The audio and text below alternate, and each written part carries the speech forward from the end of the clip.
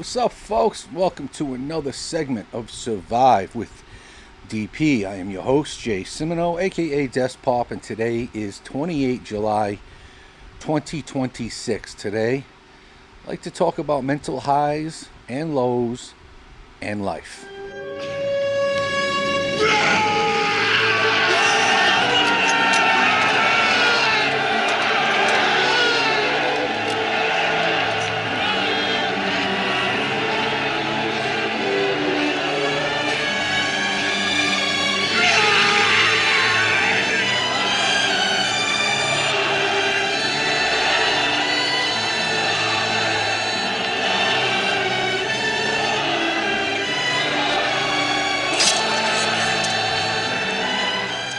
Now, that is how I normally feel after a good day. Problem is, I get too high, just as Mr. Wallace did. Now, I don't mean high as in narcotics, of course, just pumped, excited. But then, life steps in. Something pops off, no matter how big or small, and it makes the crash that much more destructive. The fall from that high perch is devastating. So, my new mission is to try and temper the emotions of the good and positive. A good day is not a victory, it's just life. And when shit goes sideways, it's not some drastic fall from the positive. It too is just life. Now, I often tell the First Lady of DP Nation that I guard against getting too excited about good news or great accomplishments. They mean nothing in the grand scheme of life. Instead, I need to learn to take a step back and view maybe the month or the year as a whole. At the end of each day, God willing, I'm still breathing. As unexciting as that may seem, that's life. And getting overly pumped about something makes the crash that much harder. Bad news shouldn't be such a horrific crash. It should just be, oh well. But we take the smallest defeat as a sign that there are forces working against us. Look around, folks. Even the rich and powerful have bad days. What do they say? Fuck it. It happens. Then they buy something completely unnecessary and feel better. Maybe I just need fuck you money. That'll cure my PTSD, right? Nope. So, continue to keep your thoughts and motives pure. It's the best way to become bulletproof against your own mental demons. I've tried it all. I left the cause of my PTSD, which was law enforcement. That was almost 6 years ago. I stopped choosing hooas and psychopaths for partners.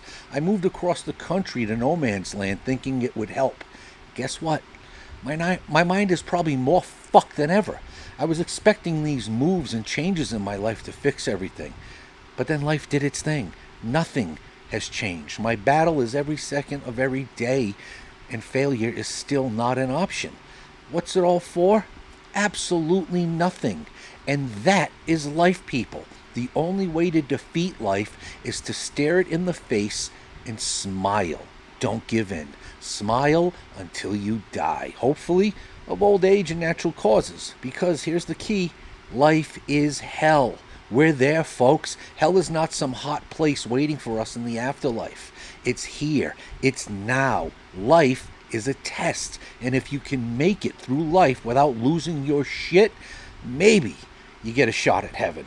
But stop seeking heaven here on earth. Earth is hell, and hell is life. Sometimes life is beautiful. That doesn't mean that it won't test you. It will test you. And it will test you in moments where the last fucking thing you need is a test. That's when it strikes the most. Especially after a victory. Like, why now, life? Lather, rinse, repeat. Just don't give up. Don't give in. I see friends and followers on the Twitters that often will post some amazing news, shit going on in their life, and they're in desperate need of a win, and they get that win, and they shout it to the skies. But like clockwork, within a week, they're posting a major crash out, usually from minor issues that are not insurmountable. And I wonder if they didn't hold a parade early in the week on the good news, whether it was a new job or maybe their ex-wife stopped acting like a cunt, whatever it is, would the bad day be so bad if they weren't so intense about celebrating the good day? Yin, yang, I don't know. It's like, bro, your life didn't completely turn around when you scored that new job, or when you won that custody battle, or insert whatever victory you want here. You just conquered a single life moment, and then life paid you back. And you act like you weren't expecting it. Well, I'm here to tell you to expect it. Expect it all, the good and especially the bad. You handle the highs by tempering them, put them into perspective, and the lows won't hit so fucking hard. But I'm not a doctor. What do I know? I'm just a dude who has made every fucking mistake imaginable, and I'm still trying to figure life out at 52.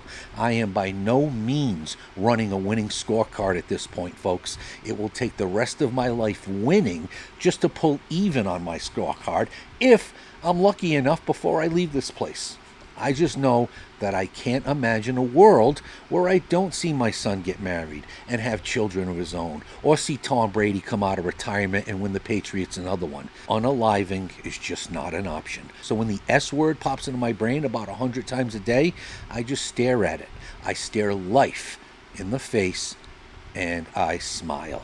Now, really quick, I'd like to post a final call segment. On this date, July 28th, 2025, Detective Diderul Islam was shot and killed while working a security detail at 345 Park Avenue in Manhattan, New York City. A lone gunman entered the building around 6:30 p.m., killing an additional 4 people and wounding 1. The suspect barricaded himself in an office and was found with a self-inflicted gunshot wound. Detective Islam had served with the New York City PD for 3.5 years and was assigned to the 47th Precinct.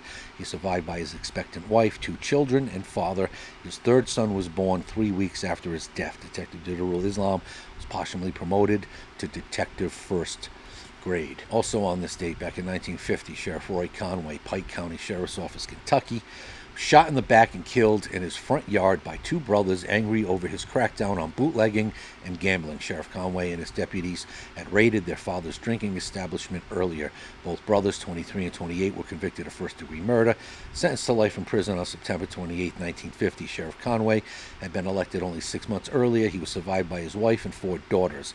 His wife was appointed to serve the remainder of his term as sheriff. Lastly, on this date, back in 1900, Sergeant Gabriel Porteous, New Orleans Police Department, Louisiana, was shot and killed while attempting to apprehend a violent suspect who had murdered 2 police officers 3 days earlier. July 23, 1900, 3 New Orleans police officers approached a man who was sitting with a friend. The subject produced a handgun and opened fire, wounding one of the officers.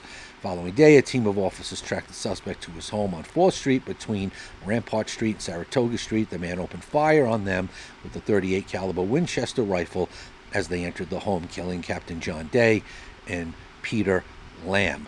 Other officers immediately surrounded the home. However, the man was able to escape. Investigators received a tip on July 27, 1900, indicating that the man was hiding in a home, 1200 block of Saratoga Street. As officers attempted to take him into custody, he opened fire, killing Sergeant Gabe Porteous and Corporal John Lally. The man then barricaded himself inside the home. Keeper Van Kuren and several other officers took up a position in a home at 1209 Rampart Street that provided a view of the home in which the man was barricaded. As Keeper Van Kuren stood in the doorway of the home, the man opened fire from a window, killing him.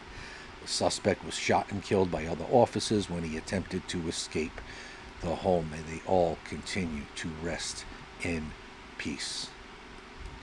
And we'll end as we always do with the timeline cleanse. But before we go, to all those out there struggling with that mental demon, remember to stop, breathe, survive. Later, bitches!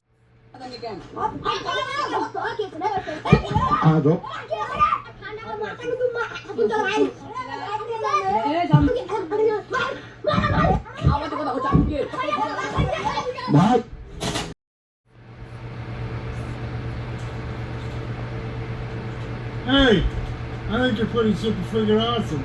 I hope you're having a super friggin' awesome day and stuff. Okay, bye. Get him, Jay. You got DP'd.